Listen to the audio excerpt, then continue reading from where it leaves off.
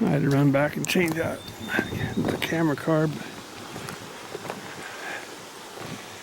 I want to say another thing about this plot here. It's nice. It's a finger. It comes up in here. You have to have a small machine to get back here and work it. Splits into two and goes all the way around. Sees massive amounts of deer traps, even just up here, you know, fighting and playing around before the rut. Just it's like the way they like to hang out, I guess.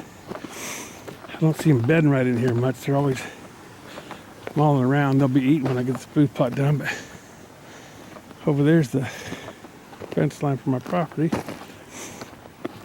And that guy's a good guy. He don't bother me or nothing. But when the deer are in here in this food plot, I want them to feel like it's secluded. And when they, you know, have some cover, they feel more secluded. So I round up this strip all the way down this fence from over top of the hill. And round up it, disked it, fertilized it, and find that green screen in here. And it's coming in. I have no idea how it's gonna work or anything like that, but it kind of looks like sorghum or corn, I guess. I'm really surprised because that stuff hates, you know, anything damp. I suppose being on top of this hill, and that goes on over there, but if this stuff grows right, it'll be, you know, maybe 10, 12 foot tall, maybe 14, I don't know, but it'll cover that whole food plot back in there. And they like to play around this opening a lot too.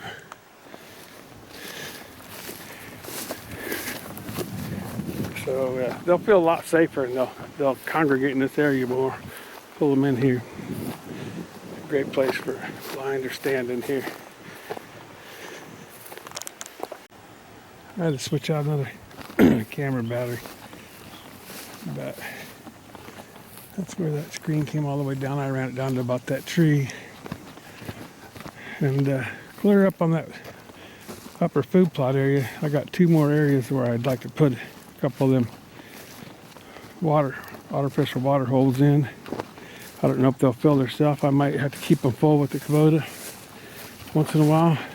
But if I can get those in here, I don't have a pond. I have a spot for a good 3/4 acre pond, 20 feet deep, according to my dirt guy that does a lot of ponds. But I just built a new big house on here for me and my family, and I don't have the funds right now to put in a pond, so that's my pond. Anyway, I get a pond in, it'll help with a lot of this erosion problem that I have going on, but that's really magnified by this year's rain.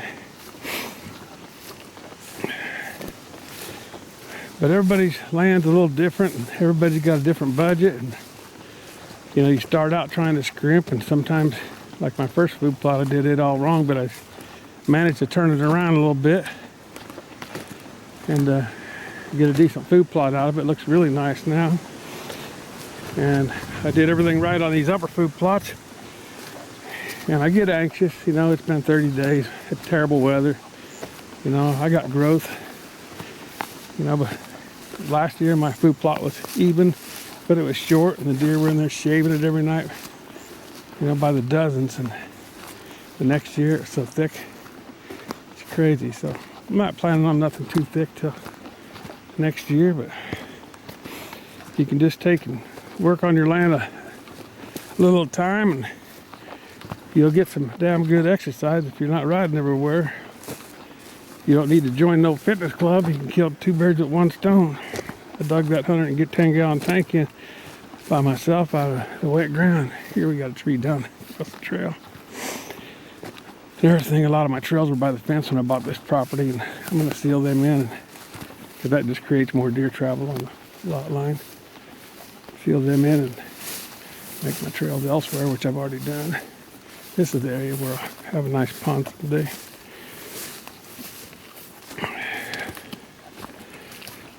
Anybody wants to donate one that sees this video, they're welcome to donate one.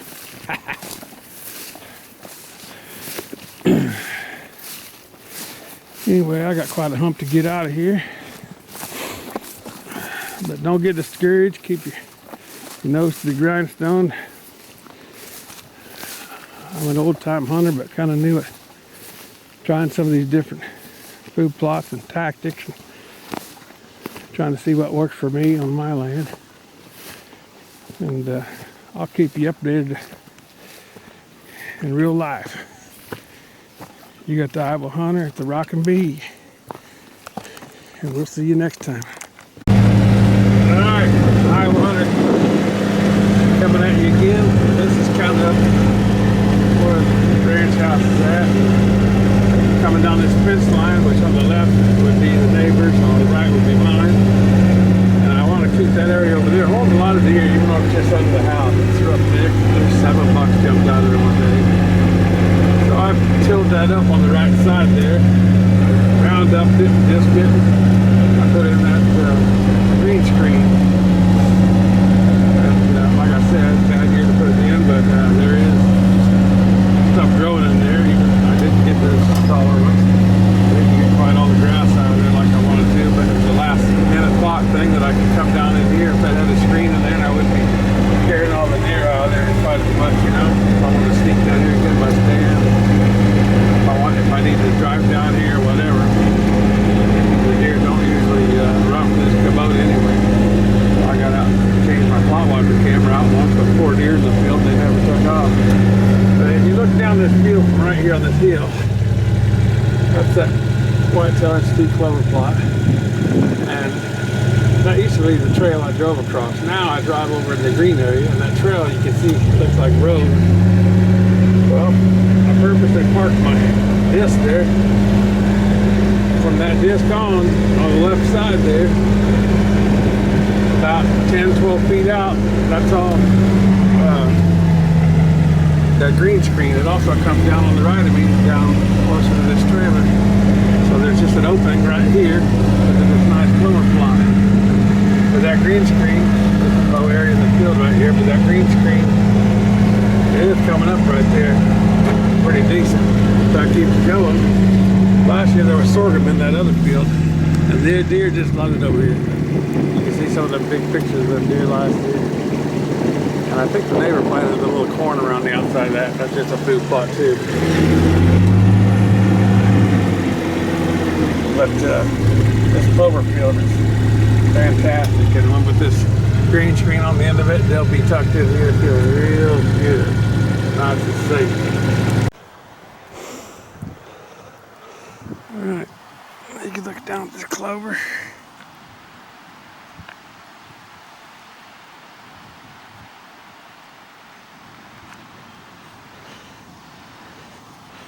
Some of it's running about 16 inches tall.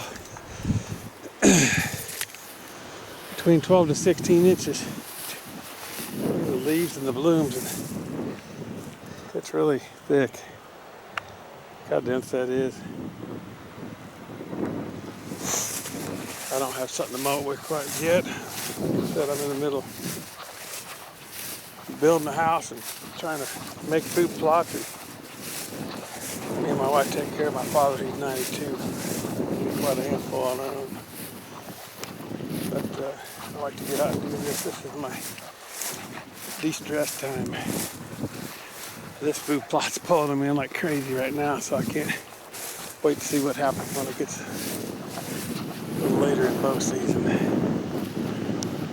But I'm real happy with this. And we're going to be getting this house finished up here in the next month or 2. I'll be down here full time, and we put a lot more effort into my crossings and a lot more stands and food plots, and hopefully we have some good luck with what we've done so far. I'll probably end up getting a bigger tractor a little bit, but see where we're at after this. Rockin' Bee, good luck and happy hunting.